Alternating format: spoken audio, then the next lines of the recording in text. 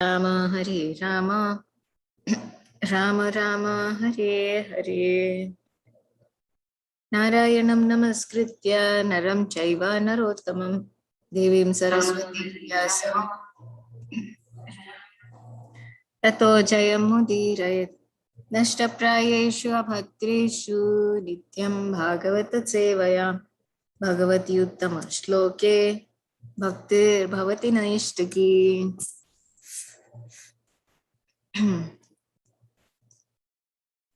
So today we are reading from Canto 4,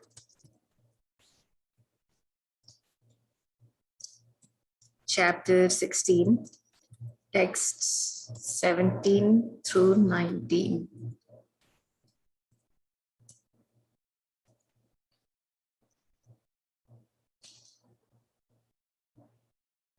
Text 17. Matru Bhakti Parastrishu Patni Artha Ivatmana Prajeshu Pitravat Snigdha Kinkaro Brahmavadinam.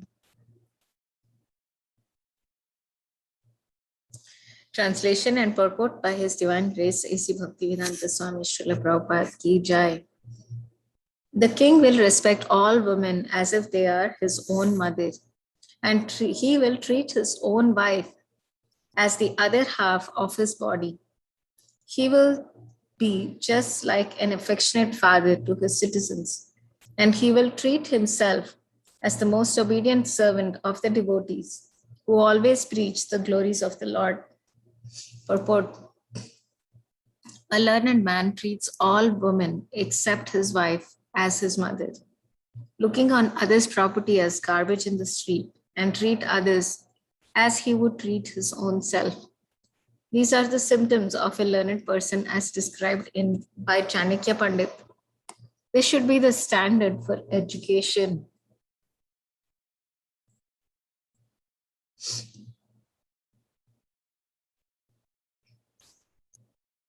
Education does not mean having academic degrees only. One should execute what he has learned in his personal life. These learned characteristics were verily manifest in the life of King Prithu. Although he was the king, he treated himself as the servant of the Lord's devotees. According to Vedic etiquette, if a devotee came to a king's palace, the king would immediately offer his own seat to him. The word Brahmavadinam is very significant. Brahmavadi refers to the devotees of the Lord. Brahman, Paramatma, and Bhagavan are different terms for the Supreme Brahman, and the Supreme Brahman is Lord Krishna. This is accepted in Bhagavad Gita 10.12 by Arjun, Param Brahma, Param Dhama. Thus, the word Brahmavadinam refers to the devotees of the Lord. The state should always serve the devotees of the Lord, and the ideal state should conduct itself according to the instructions of the devotee. Because King Prithu followed this principle, he is highly praised.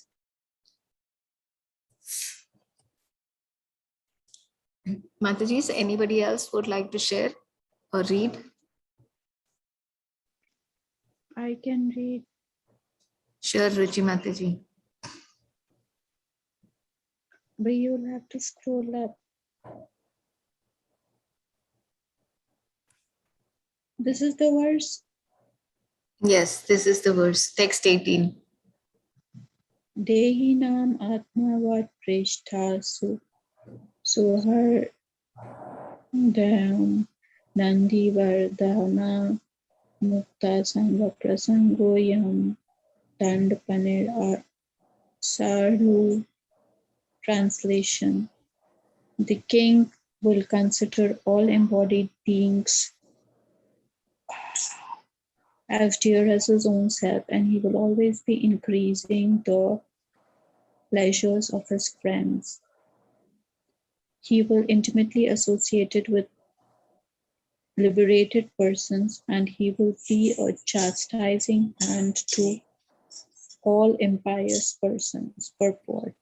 The word Dehi Nam refers to those who are embodied. The living entities are embodied in different forms, which number 8,400,000 species. All of these were treated by the king in the same way he would treat himself. In this age, however, so called kings and presidents do not treat all other living entities as their own selves. Most of them are meat eaters, and even though they may not be meat eaters and may boast themselves to be very religious and pious, they still allow cow slaughter within their state. Such sinful heads of state cannot actually be popular at any time. Another significant word in this verse is Mukta Sangha Prasanga, which indicates that the king was always associating with liberated persons.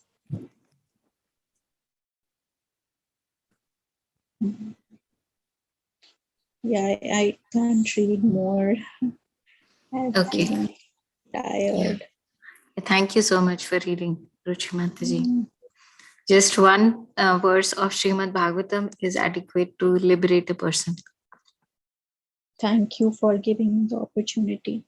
And thank you for reading just because I told you to. So thanks a lot for that. You're welcome, Mataji. Yeah, even if nobody's there, you read. That is very important. So because of which I can also read. So thank you so much. I really, really appreciate it. Yeah, and because of your inspiration, I'm getting purified by reading Prabhupada's words. Oh, thanks. Thank you. I am tu sakshat bhagavam stri adasha kutastha atma kalaya vatirnaha yasmin avidya rachitam nirarthakam pashyanti nanatvam api patitam. Translation: This king is the master of the three worlds, and he is directly empowered by the Supreme Personality of Godhead. He is without change, and he is an incarnation of the Supreme, known as Shakyavesha Avatar. Being a liberated soul and completely learned, he sees all material varieties as meaningless because their basic principle is science. Purport: The reciters of these prayers are describing the transcendental qualities of Prithu Maharaj. These qualities are summarized in the word Sakshat Bhagavan. This indicates that Maharaj Prithu is directly the Supreme Personality of Godhead and therefore possesses unlimited good qualities. Being an incarnation of the Supreme Personality of Godhead, Maharaj Prithu could not be equaled in his excellent qualities. The Supreme Personality of Godhead is fully equipped with 6 kinds of opulences. And King Prithu was also empowered in such a way that he could display these 6 opulences of the Supreme Personality of Godhead in full. The word kutastha, meaning without change, is very significant. There are 2 kinds of living entities, Nitya Mukta and Nitya Baddha. A Nitya Mukta never forgets his position as the eternal servant of the Supreme Personality of Godhead. One who does not forget this position and knows that he is part and parcel of the Supreme Lord is Nitya Mukta. Such a Nitya Mukta living entity represents the Super Soul as his expansion. As stated in the Vedas, Nityo Nityanam. Thus, the Nitya Mukta living entity knows that he is an expansion of the Supreme Nitya or the eternal Supreme Personality of Godhead. Being in such a position, he sees the material world with a different vision. The living entity who is Nitya Baddha or eternally conditioned sees the material varieties as being actually different from one another. In this connection, we should remember that the embodiment of the conditioned soul is considered to be like a dress. One may dress in different ways, but a really learned man does not take dresses into consideration. As stated in Bhagavad Gita, Vidya Vinaya Sampanni Brahmani Kavi Hastini Suni chaiva swapakecha pandita samadarshinam. A humble sage, by virtue of true knowledge, sees with equal vision a learned and gentle Brahmana, a cow, an elephant, a dog, and the dog eater outcast. Thus, a learned man does not look upon the dresses that externally cover the living entity, but sees the pure soul within the variety of dresses and knows very well that the varieties of dress are the creation of nescience, avidya rachitam. Being a Shakyavesha avatar empowered by the Supreme Personality of Godhead, Prithu Maharaj did not change his spiritual position, and consequently, there was no possibility of his viewing the material world as reality. So, Ruchimataji, would you like to share first?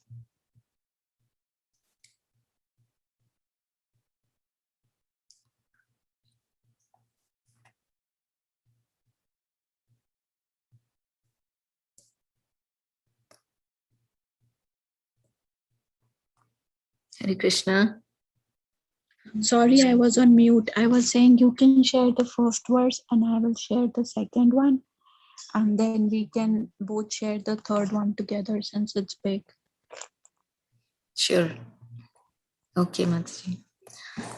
So I think I accidentally read this verse also, but I think we discussed it yesterday that Chanakya Pandit actually gives how the intelligence of a person should be executed.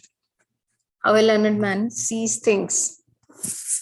He treats all women except his wife as So you did his not mother. record it yesterday when I was reading it, or It was recording Mataji, but not on YouTube, because from my phone it does not have the um, it does not permit me to record on the phone. I have to be in front of a computer to do it on YouTube, but it automatically gets recorded. I can upload it to YouTube. Oh, that's fine. That's fine. I was just asking because we already did this verse yesterday, but you can give your own thoughts about it.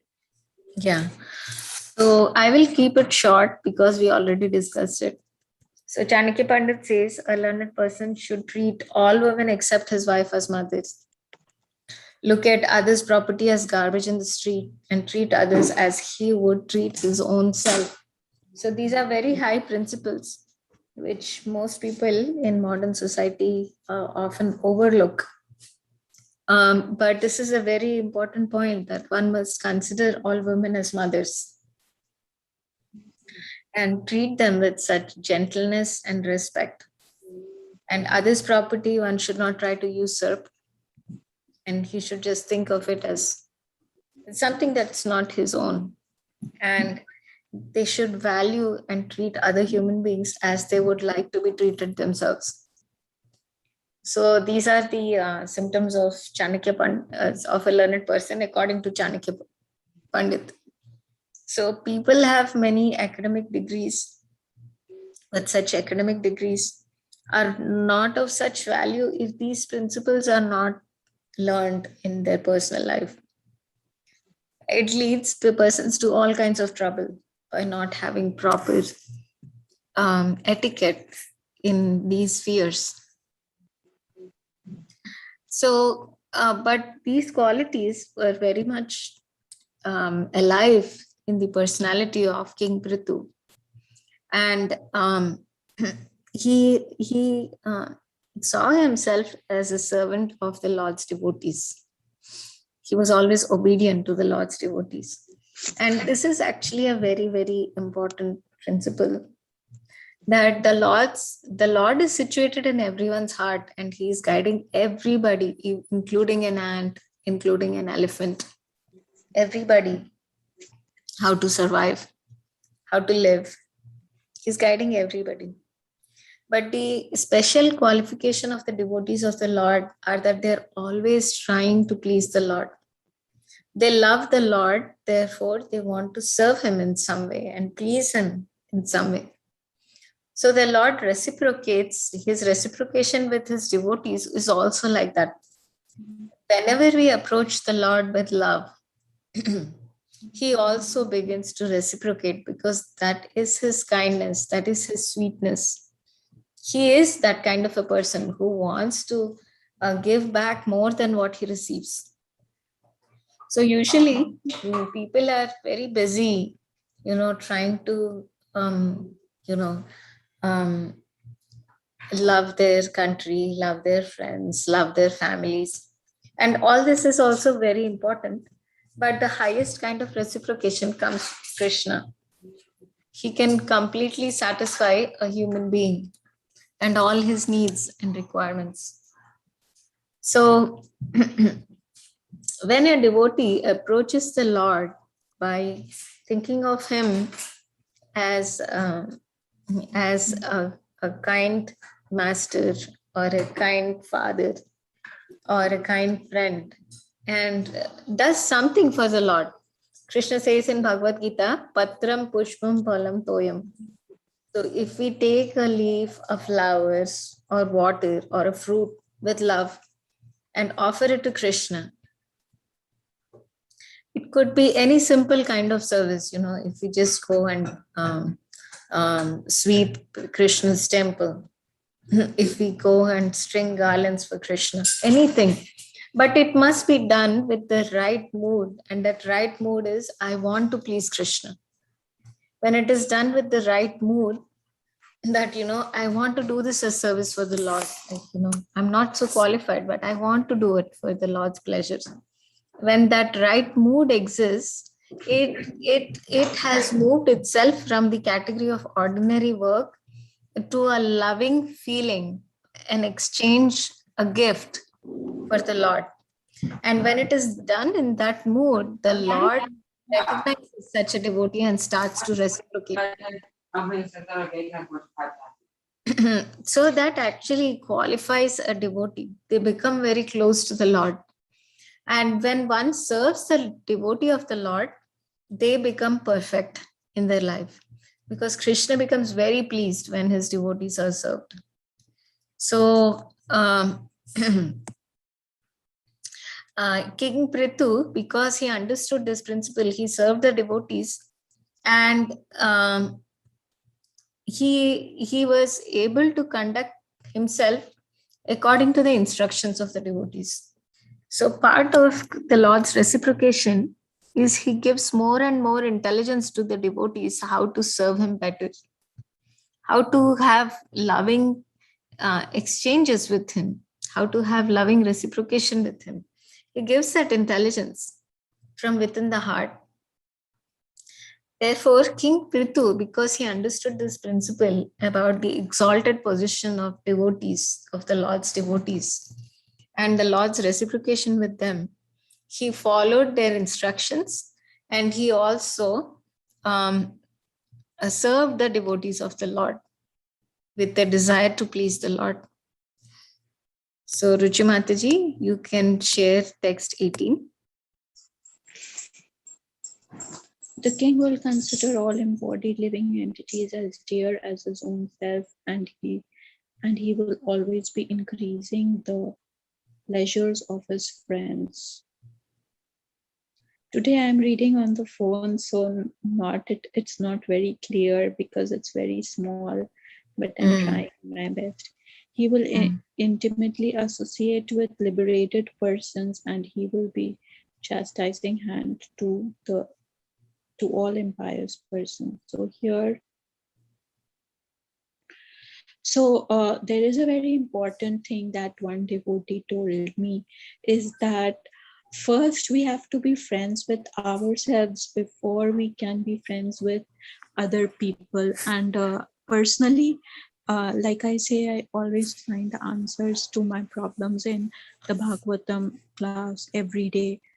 It's like God is speaking to me. So one of the things I have a problem is I personally feel I overgive myself of myself, like beyond my capacity. I will go out of my way to think and do for others, even it might not appear, at least in my understanding. Maybe it is nothing in other people's, it's actually nothing. But according to me, I feel that And also like one has to be one has to understand that what is in one's own favor and what is against against the person. So one has to sit and introspect every day what is what is actually my who is actually for me and who is against me, and what are the things I should be doing and what are the things I should be not doing according to my personal situation. So that is very important, because many times I realize that I do things which are totally against my self interest, or which will ultimately hurt me, and it will not matter to anybody else for whom I'm doing everything. It might not even matter one bit to them. They might be just doing making fun of it, or maybe they are just like having like there's like how there's a saying, getting the kicks out of it or whatever. But for me, it is costing me my entire principles, or it is costing me my entire um, whatever little austerities I have done. Um, so uh, that is why it is very important that first we have to be friends with ourselves before we can be friends with before we can try to help others. We have to be kind to ourselves, which many of us forget. I think most of us forget that we have to be first kind to ourselves, and then only we can be kind to others, because soon we will have a burnout and a reaction from other people's actions, and we will be very miserable, and then there will be nobody to lift us up. Like in Bhagavad Gita, it is written that the mind is the best friend and the mind is the worst enemy. So if we do not direct our mind to, we have to be selfish also for our own selves. That is very important. So uh, entities as dear as his own self, and he will always be increasing the pleasures of his friends. Was there a line above it which I read, which we cannot see on the screen? Hare Krishna, can you hear? Translation, yes. So uh, he will love all embodied living beings as his own self, but that also means that that's why earlier in the kingdoms we see how well the kings were taken care of. They had many wives, not for gratification, but so they could have the best pool out of which the progeny could come. But they also had a lot of opportunities for pleasure, because they had to manage. There was a lot of stress, so the people used to take very good care of their kings. We used to think that this is just a bad thing, because kings should not enjoy and uh, always sacrifice. But if the king is not happy, he cannot give happiness and peace to others. Only what we have we can give. So if a king is very happy and we keep him peaceful and happy, then only he can keep others happy. Otherwise, what we don't have, we cannot give. And so he will be always increasing the pleasure of his friends. So for kings, the friendship is very important, because it leads to bondage between different states and different countries, and they can have good relationships, and in times of need, and the if the king has good friends, then they will personally come to help the king in times of need, and therefore he will protect the citizens. So the for the king, the ultimate mm,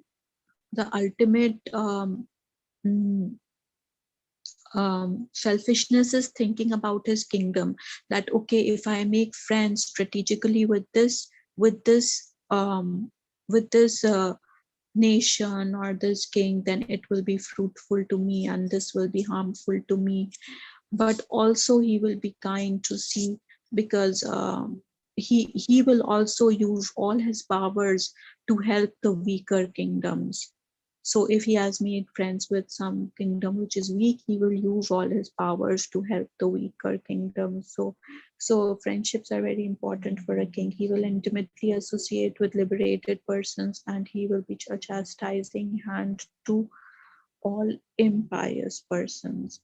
So he will intimately associate with the liberated persons, and also like he is the he if he is lax in punishing people who are doing crime, then he will be held responsible for the crime in his kingdom. So he has to be very strong in his ability to punish, because I saw in one serial that there was this king in Buddha serial. So his own son took over the problems uh, of a man who had done wrong, and he had cheated the customer. So he could not punish his 4 year, 5 year old son, Siddharth. So then he said, since I am the father, I have the right to take over. Uh, he was ready to, his son was ready to take over the punishment for the other merchant and take his guarantee. And so he was very pleased by it, and so he said somebody has to take the punishment. It's not like otherwise it will set a bad precedent. Okay, because the king's son is saying forgive, they are forgiven, and so everybody will ask for forgiveness. That is why punishment has to be given. And so that's why he said that, okay, I will personally take the blows of the stick on my back, because my son is only 4 year old, and so I have the right as a father to take on his sins. So not his sins, I'm sorry, to take on his punishment. So that's why it is very important that he is very non partial, and also he is very non what you call non lax, because if he's lax for one person, he has to be lax for everybody. And also, like, if he is lax, if he is lax for one person, um he has to personally make up for the person if he's going to be lax. That was the rule earlier. So the Tehinam refers to those who are embodied. The living entities are embodied in different forms, which number 8,400,000 species. All these were treated by the king in the same way he would treat himself. In this age, however, so called kings and presidents do not treat all other living entities as their own self. Most of them are meat eaters, and even though they may not be meat eaters, they pose themselves to be very religious and pious. They still allow cow slaughter in their state. Such sinful heads of the state cannot actually be popular at any time. Another significant word in this verse is Mukta Sangha Prasanga, which means that the king was always associating with liberated persons. So the point why meat eating, I think, has come up is because if the king eats meat, then first of all he cannot conduct many yagyas or sacrifices which require a person to be his mind to be clean. Secondly, his consciousness to be clean and free of guilt, because whenever we do something consciously or unconsciously, in our subconscious brain there is a guilt that we did something wrong. And when a person is not completely upright, he cannot take a vow, like how Bhishma Pitama took a vow, I am not going to marry. Now, if somebody says this, everybody says this. When we are 12 years or 13 years old, we all say, yeah, I'm never going to marry. But we cannot actually follow through because we don't have that much of austerity, and we don't have that much of capacity, because we don't have that much of purity. Since he was very pure, he was able to take that vow, and he was able to follow through.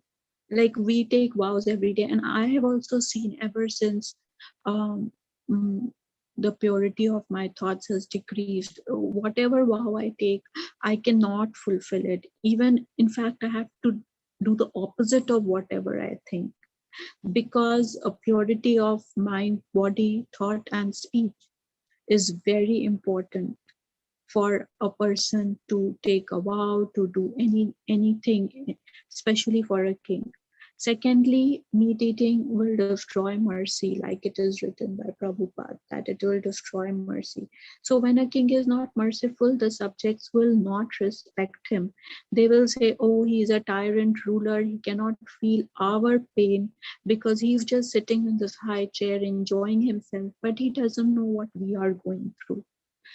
So Yudhishthir Maharaj, after the battle of Kurukshetra, was crying because he was like, I am responsible for killing so many people because I was the person behind it, and I am the one who has killed basically my own people, and now I am responsible. And he could never be guilt free. He was always crying because of that.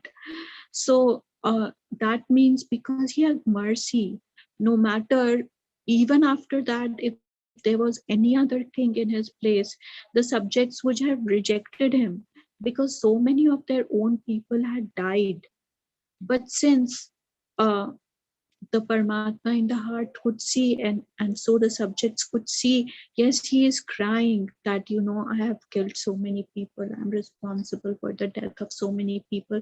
So he is a kind man. It is not that you can rule a person one day, 2 day you can impose your wishes on him, but the third day that person will rebel if you do not treat the person kindly, and if you are not right, if you are not right in your principles, you cannot subdue the person. Even a slave will leave if you are always doing wrong, and if you are always mistreating the person, and you yourself are doing what you are telling the person not to do, then you cannot rule over that person. You cannot tell the person to do anything, and you cannot subdue the person.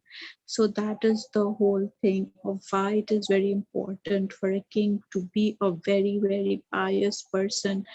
And that is why the race is seen, from which race he is coming from. Even if there is no race, there are many, like in Mahabharat, the king Bharat chose not his own progeny, but somebody he thought was fit out of the crowd, because he knew that uh, a diamond can be found in the coal mine also. So it is not just the blood we see, it is the attributes, like it is written in Bhagavad Gita, like whatever attributes a person has, on whomever God has been kind, he will, and whoever has practiced all these principles many lifetimes will only be able to uphold it consistently. One can do it for 1 day, 2 day, 3 days, but whoever is you will see is consistent is only because of many lifetimes of spiritual uh, austerities. So that's my 2 cents on the verse, which was pretty long. Now you can say your verse, Mataji. Mataji, I'm going to stop if it's okay, because I have to take a shower and I have to drive to the temple and I have to be there before 6 to get everything. I'm Thank sorry, you should have told me that we don't have enough time. Oh, it's okay, Mataji. It was a nice sharing. So tomorrow we can share that verse. Okay. Okay. Thank you so much for the Bhagavad